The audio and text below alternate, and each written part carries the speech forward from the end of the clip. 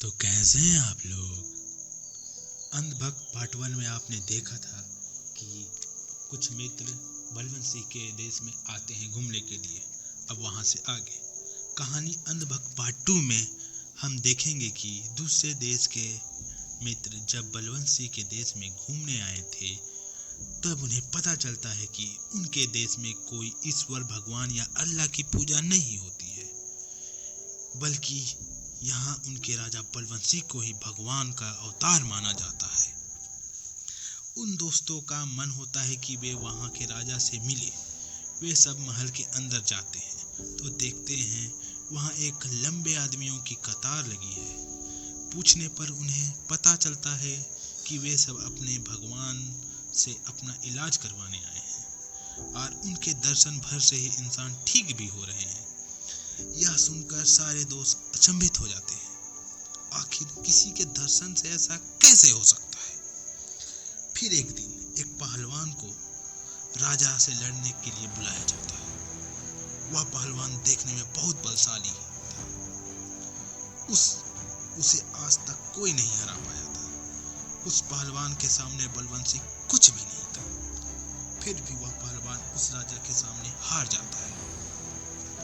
सारे दोस्त यह तो समझ गए थे यहाँ क्या चल रहा है, पर सारे दोस्त इस सबूत के साथ जनता को दिखाना चाहते थे। इसलिए सबसे पहले वे विद्यालय जाकर पुस्तक लाते हैं और उसे पढ़ते हैं। फिर मंदिर जाकर पुजारी से मिलते हैं, फिर पहलवान से मिलते हैं। सारी कड़ी जोड़ने पर उन्हें यह पता चलता है कि यहाँ सारा गेम माइंड गेम का है।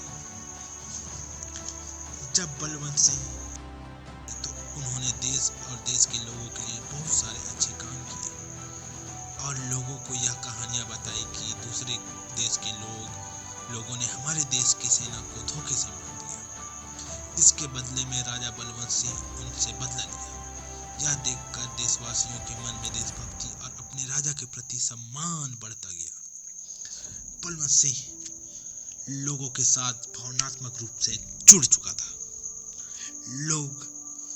लोगों को लगने लगा था बलवंत सिंह मनुष्य नहीं बल्कि भगवान का अवतार है जो उन्हें बचाने आया है। जब भी लोग बीमार होते थे तो अपने राजा से मिलने जाते थे और ठीक भी हो जाते थे, क्योंकि अगर कोई व्यक्ति अपने अवचेतना मन से मान ले कि वह ठीक हो जाएगा तो वह खुद ब खुद ही ठीक हो जाता था। उसने उन सब के अवचेतना मन पर उसका काबू रख चुका था।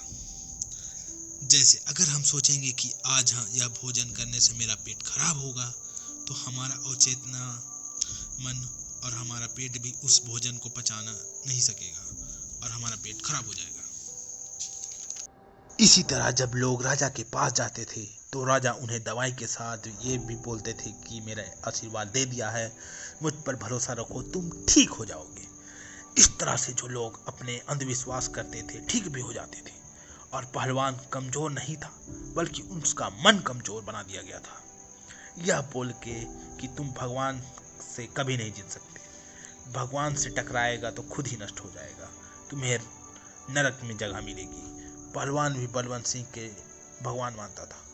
इससे उसकी ताकत उनके मन को संभाल नहीं पाई और वह अपने शरीर को बहुत कमजोर महसूस करने लगा और राजा के सामने हार गया।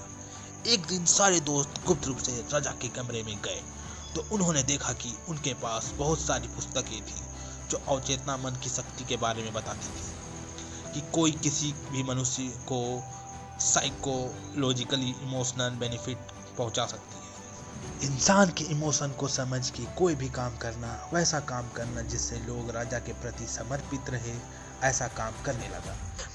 ये सब बातें जब सारे दोस्त मिलके लोगों को बताते हैं तब लोगों को लगता है ये लड़के हमारे भगवान जैसे राजा का अपमान कर रहे हैं और सब देश के प्रजा मिलके उन दोस्तों को फांसी लगा देते हैं।